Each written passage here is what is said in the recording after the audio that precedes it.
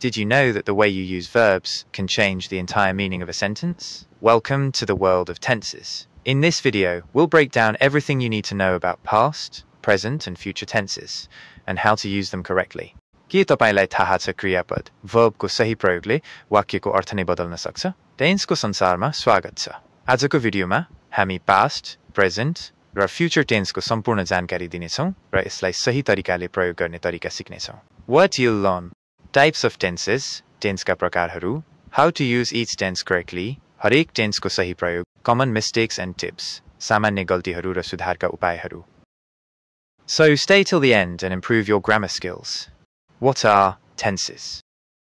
Tenses tell us when an action happens, in the past, present, or future.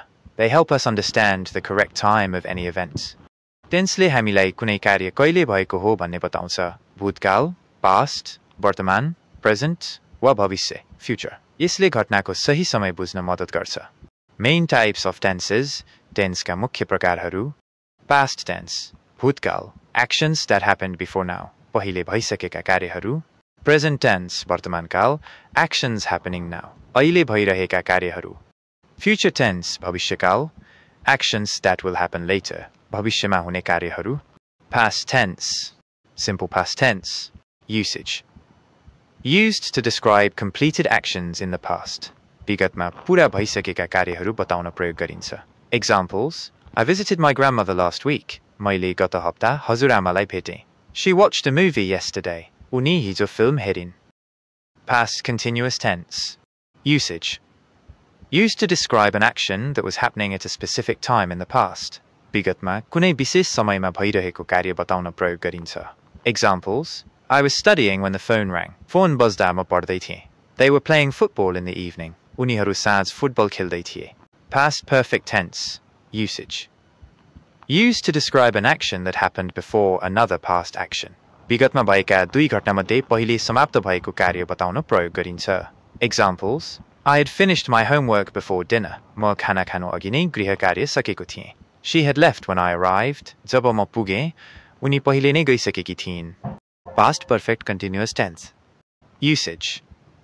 Used to describe an action that started in the past and continued for a period before another past action. विगतमा कुनै समयदेखि लगातार भइरहेको कार्य बताउन प्रयोग गरिन्छ. Examples: I had been working for 2 hours before you arrived. तपाईँ आउनु अघि म 2 घण्टा काम गरिरहेको थिएँ. Present tense. Simple present tense. Usage. Used for habits, general truths, and fixed schedules. बानी व्यवहार, सामान्य सत्य वा निश्चित समय सारणी भएको कार्य बताउन प्रयोग गरिन्छ. Examples: She dances well. उनी राम्रो नाच्छिन्. The sun rises in the east. सूर्य पूर्वबाट उदाउँछ. Present continuous tense. Usage. Used for actions happening right now or future planned actions. अहिले भइरहेको कार्य वा योजना गरिएको भविष्यको कार्य बताउन प्रयोग गरिन्छ. Examples: I am watching a movie. म फिल्म हेरिरहेको छु. She is studying for her exams. उनी परीक्षाको तयारी गर्दैछिन्. Present perfect tense. Usage. Used for actions completed at an unspecified time before now. अघिल्लो समयमा सुरु भएको तर अहिले पनि असर गर्ने कार्य बताउन प्रयोग गरिन्छ. Examples: I have visited Kathmandu before. मैले पहिल्यै काठमाडौँ भ्रमण गरिसकेको छु. She has finished her work. उनले आफ्नो काम सकिसकिन्. Present perfect continuous tense. Usage. Used for actions that started in the past and are still continuing. विगतमा सुरु भएको तर अझै पनि चलिरहेको कार्य बताउन प्रयोग गरिन्छ. Examples: I have been studying for 3 hours. म 3 घण्टादेखि पढ्दै आएको छु. She has been working here since 2020. उनी 2020 देखि यहाँ काम गर्दै आएकी छिन्. Future tense. Simple future tense. Usage. Used for planned or spontaneous future actions. भविष्यमा योजना गरिएको वा अचानक निर्णय गरिएको कार्य बताउन प्रयोग गरिन्छ. Examples: I will travel to Pokhara next week. म अर्को हप्ता पोखरा जाँदैछु. Future continuous tense. Usage. Used for actions that will be happening at a specific time in the future. भविष्यको कुनै निश्चित समयमा भइरहेको कार्य बताउन प्रयोग गरिन्छ. Examples: I will be studying at this time tomorrow. भोलि यस समयमा म पढ्दै हुनेछु.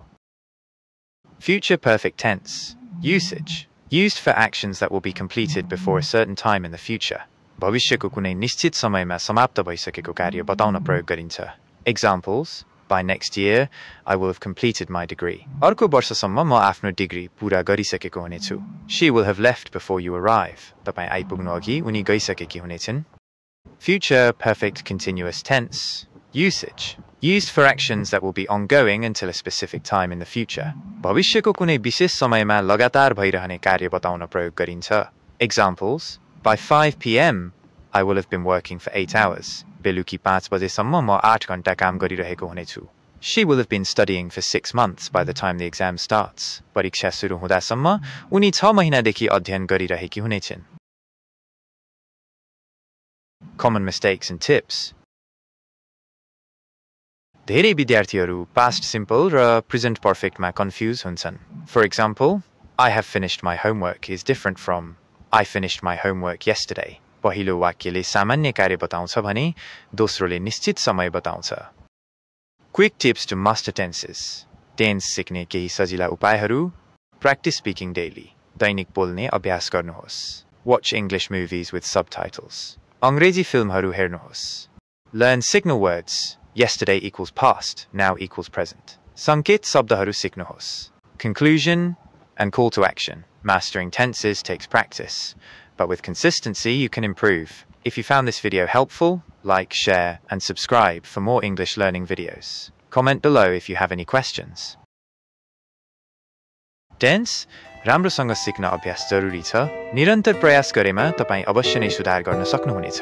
यदि तपाईलाई यो भिडियो उपयोगी लाग्यो भने लाइक, शेयर र सब्स्क्राइब गर्न नबिर्सनुहोला. कुनै प्रश्न छ भने कमेन्ट गर्नुहोस्.